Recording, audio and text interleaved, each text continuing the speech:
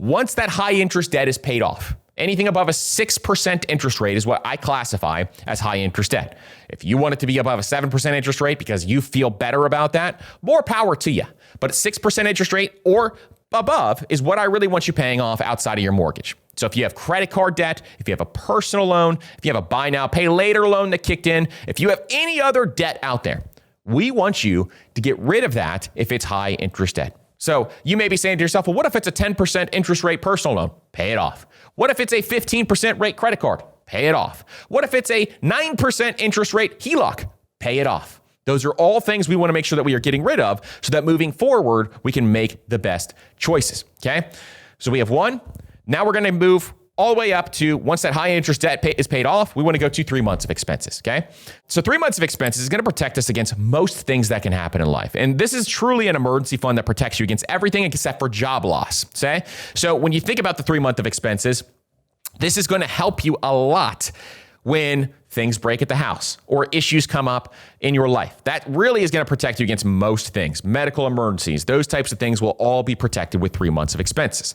But it really does not protect you enough against the ultimate emergency, which is job loss. If you lose your job, then you are going to need 6 months of expenses in place. But this is also why during this time frame, we begin investing our dollars. And so we make sure that, sure, you can always get the 401k match and get 100% rate of return on those dollars.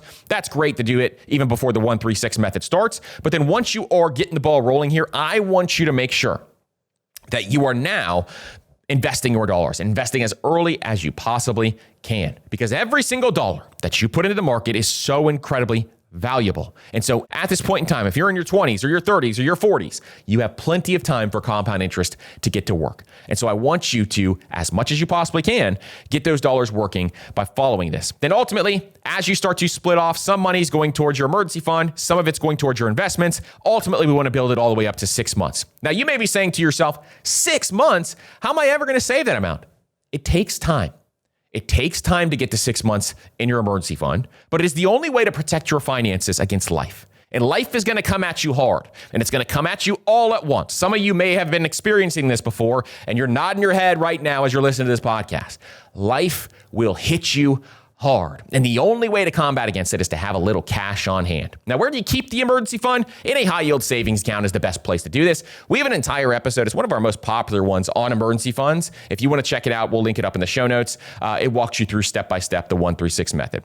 So the next thing we want to do is we started our progress of building up the emergency fund. We started to crush off that high interest debt, and we're starting to invest our dollars. Now we're trying to think through, well, where do I invest these dollars? Where do I put my money after I get the ball rolling on this? Well, I'm so glad you asked, because we're looking at maxing out our tax advantage accounts. And so we can look at things like a 401k or a Roth IRA or an HSA and get a number of different things that can help us here. Now, I think even before you start building your emergency fund, you should be getting that 401k match. The 401k match allows you to get free money. What does that mean? Well, every single time you contribute money into your 401k, if your employer has a match program, they will match a certain percentage. Sometimes it's 50%, sometimes it's 100%. I just heard somebody the other day tell me they get a 100% match all the way up to the max, which is the craziest thing I have ever heard. But this perk is absolutely fantastic. So whatever that match is, if it's up to 6%, then you just contribute 6%, then you go through the 136 method. Or if it's 8%, try to contribute 8%, then go through the 136 method. This is going to allow you to get that free money. I don't know about you, but I love free money. This is going to allow you to get that free money that allows you to build wealth even faster. And so for folks out there who are trying to think through, well, which retirement accounts should I look at first? I like the order of something like the HSA if you have a high deductible health plan. If you don't have a high deductible health plan, you will not qualify for an HSA.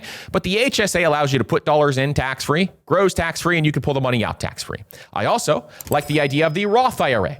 And the Roth IRA allows you to grow money tax-free and pull it out tax-free. But the money that you put in has already been taxed through your paycheck. So those two are great starting points for most people. Now, if you make too much to contribute to a Roth IRA, you can do what is called a backdoor Roth IRA, where you contribute money to a traditional IRA, then convert it to a Roth IRA. That's something I do every single year and still get dollars into a Roth. Then you can look at a 401k. Now, there is an argument to be made that if you are a high earner or someone out there who is making, over $150,000 per year, the 401k may be one that you want to put at the top of your list. But if not, the 401k can come a little later on down the line after you get your match. Then you go through the Roth and the HSA. Then you can come back to the well at the 401k if you want to go that route. But also, another consideration here is the taxable brokerage account. Because the taxable brokerage account gives you that flexibility and allows you to bridge your way from maybe your 50s to your 60s if you decide to retire early.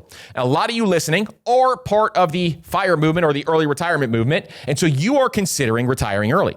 Well, if that's the case, a taxable brokerage account is a wonderful account for early retirees. So this is something to consider when you're looking at all of these different accounts to make sure that you understand which one could be the best one for you.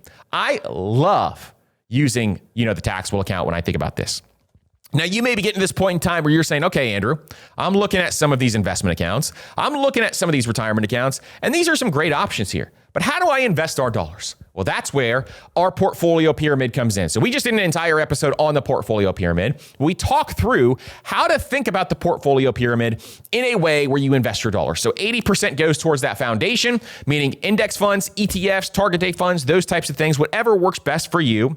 Then we have 15% going towards individual stocks if you want to later on down the line. After you hit your foundation, you still have to do 100% of your foundation at the beginning. Then once you hit the numbers for your foundation, then you can move up to some of these other areas like the growth. And then also, if you want to consider speculation, doing 5 to 10% of your portfolio in speculation is going to be the next thing to do. Now, we have a webinar that we just did on the portfolio pyramid as well. If you're interested in that, it's free. We can link it up down in the show notes below so that you could check out that portfolio pyramid webinar. That just shows you exactly how to think about investing your dollars and how to build out your portfolio in a way that fits your specific risk tolerance. Now, the next thing I want you to do is step 8. You've got the system in place now. So we just thought about this for a second, okay? You know your numbers. You started to budget out those numbers and put them in places that you know that you actually value. You started to automate your money into the correct location so you could spend less time in the weeds and less time budgeting. You started to build up your emergency fund with the 1-3-6 method.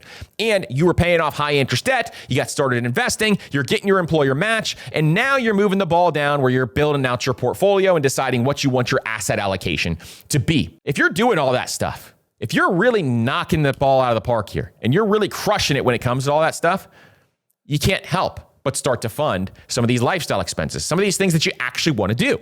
And so you can take some of those extra dollars once you get the ball rolling on these, and you can put them towards the vacation fund. Almost every single person here loves a good vacation. We want to go, and there's 2 types of people on a vacation.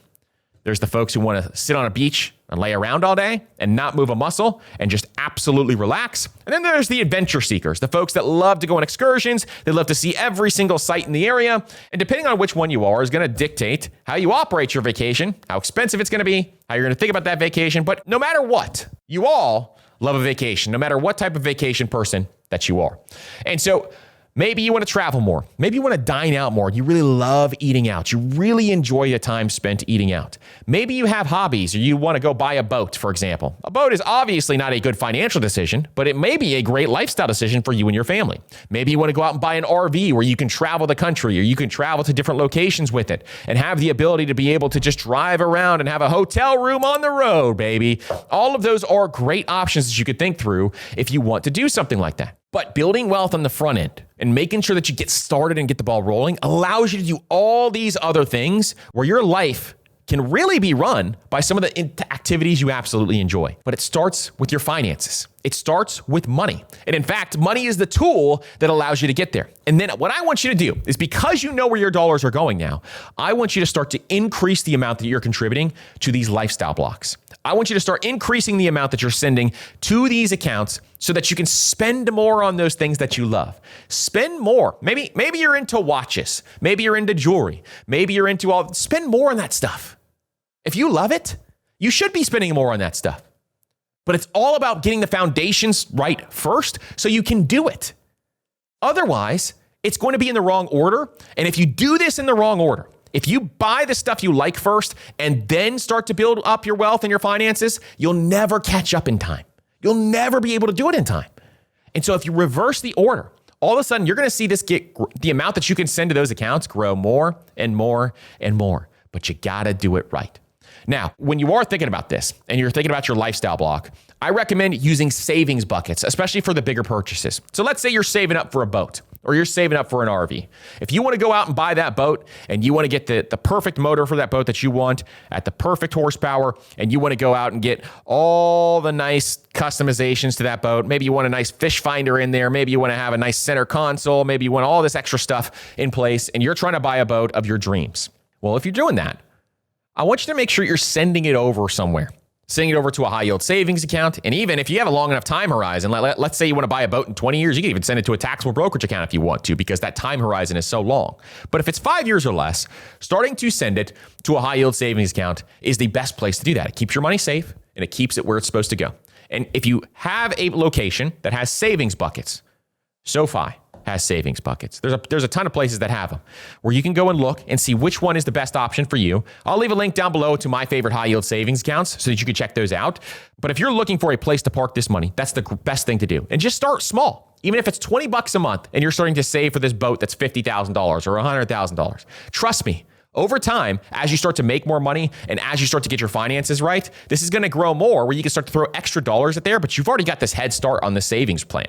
So I highly recommend that you set up these savings buckets so that you can look deeper into saving more dollars for your financial future. And the last thing I'll say for these steps is I want you to review this quarterly. So making sure that every quarter or at least every year, you're on track for exactly what you need to be doing with your finances is really, really important. If you review this plan so that you could spend more on the things that you love and less on the things that you hate, and you do this more frequently, because we all get out of whack all the time.